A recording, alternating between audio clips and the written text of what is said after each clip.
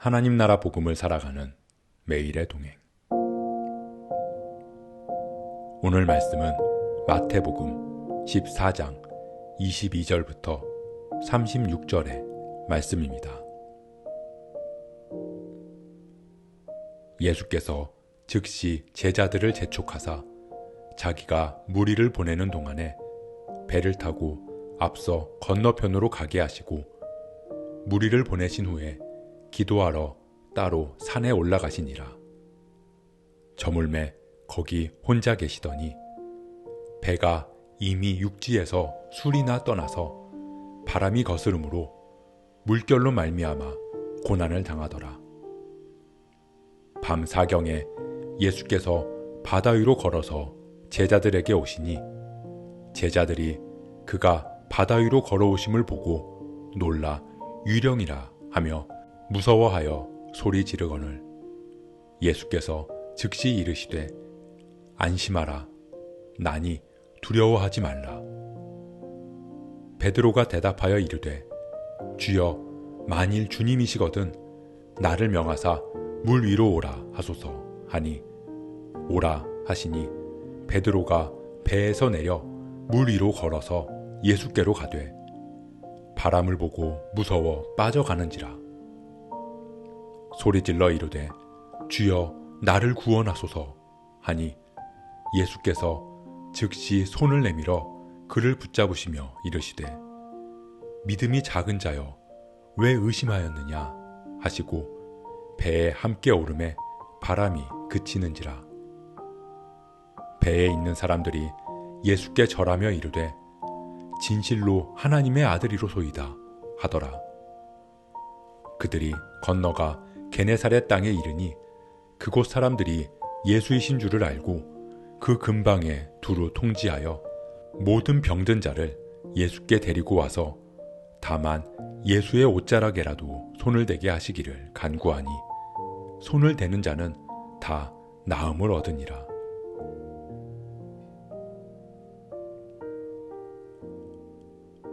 보리떡 5개와 물고기 2마리로 무리들을 먹이신 이후에 예수님은 제자들을 바다 건너편으로 보내셨습니다. 제자들을 재촉하셨다는 말씀처럼 급하게 제자들을 보내셨습니다. 무리들은 가진 것 없어도 주님 한 분만을 바라보며 주님을 따랐습니다. 그런데 요한복음 6장에서는 그러던 무리들이 자신들을 배불리 먹이신 주님의 기적을 보고 주님을 억지로 붙들어서 왕으로 삼으려는 마음을 갖게 되었다고 기록하고 있습니다. 서기관과 바리새인들은 예수님에게 기적을 보여보라고 끊임없이 요구했습니다. 그러면 당신이 하나님의 아들인 것을 믿겠다고 말입니다. 하지만 오늘 예수님을 따랐던 무리들처럼 기적은 기적 자체로 우리의 마음을 빼앗아갈 수 있습니다. 순수한 마음으로 오직 주님만을 바라보며 따랐던 무리들이었지만 자신들의 필요를 채워주는 기적을 경험하는 순간 예수님을 자신의 필요를 채워줄 대상으로 바라보게 된다는 것입니다. 예수님은 그런 우리의 모습을 아셨기에 우리에게 보일 기적은 요나의 기적밖에 없다고 말씀하신 것입니다. 우리를 위해, 우리를 살리고 구원하기 위해 십자가에 달려 돌아가시고 그 죽음을 이기고 다시 부활하신 그 기적.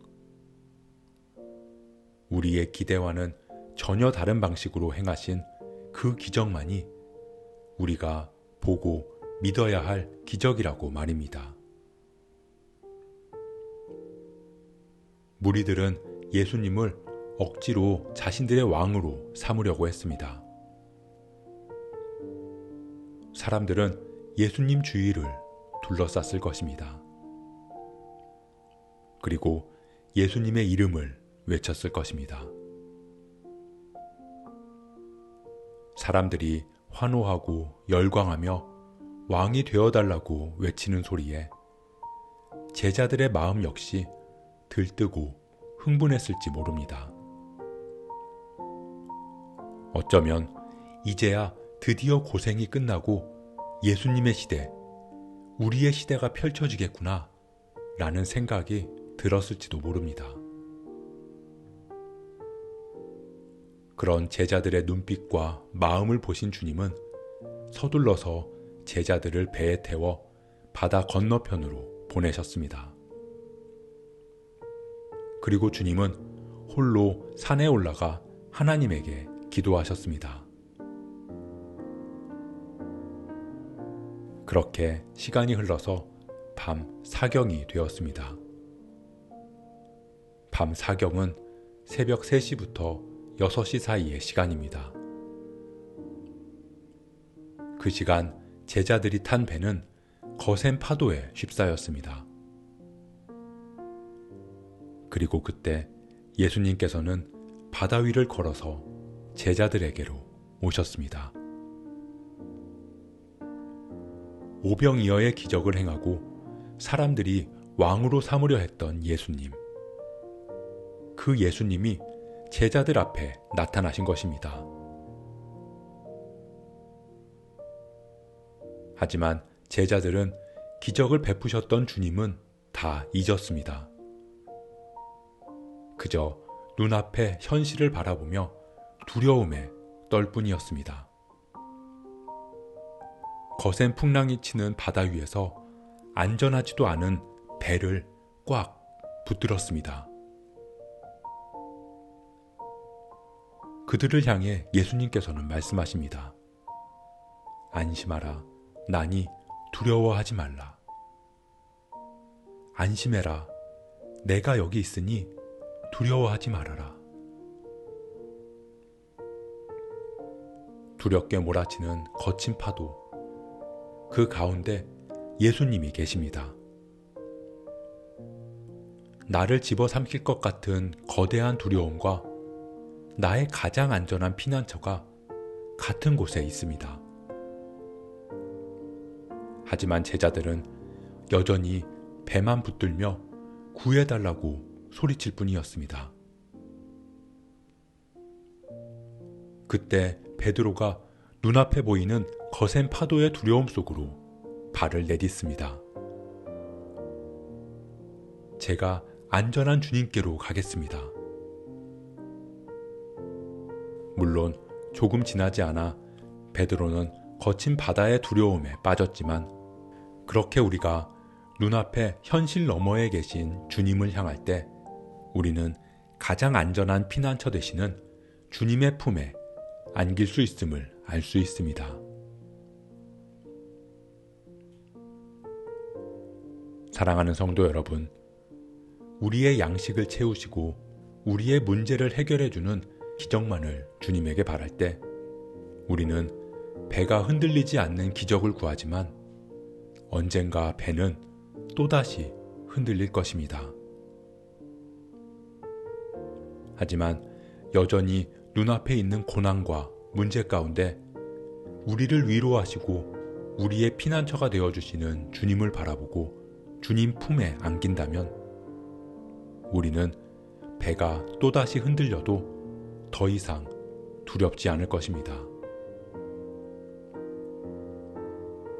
배 밖으로 나가는 믿음, 그것이 우리의 믿음이 되어야 합니다.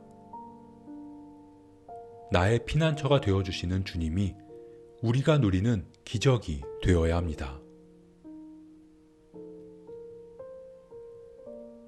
오늘도 수많은 일들이 우리 앞에 펼쳐질 것입니다. 때로는 내 힘으로 해결할 수 없는 문제들이 닥쳐올 수도 있고, 때로는 거친 파도처럼 우리의 마음을 흔들어 놓는 시련이 찾아올 수도 있습니다. 그런 우리를 향해 주님은 말씀하십니다. 안심하라, 나니 두려워하지 말라. 그 음성이 우리에게 들려질 때 우리가 문제 가운데 계신 주님을 향해 발걸음을 내디딜 수 있기를 소원합니다.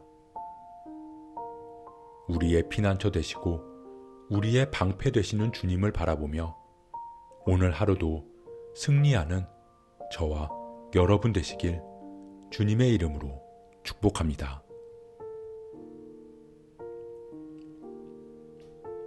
오늘 말씀 묵상하면서 기도함으로 마음에 새기겠습니다. 세상은 기적을 보이기를 원합니다.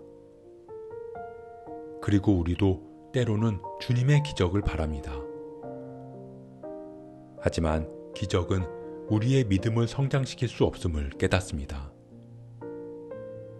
우리가 주님 손에 들려있는 떡을 바라보는 게 아니라 주님의 손을 바라보게 하옵소서.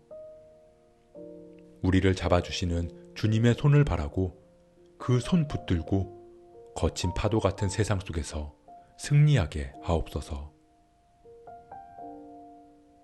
이 모든 말씀 우리의 피난처 되시는 예수 그리스도의 이름으로 기도합니다.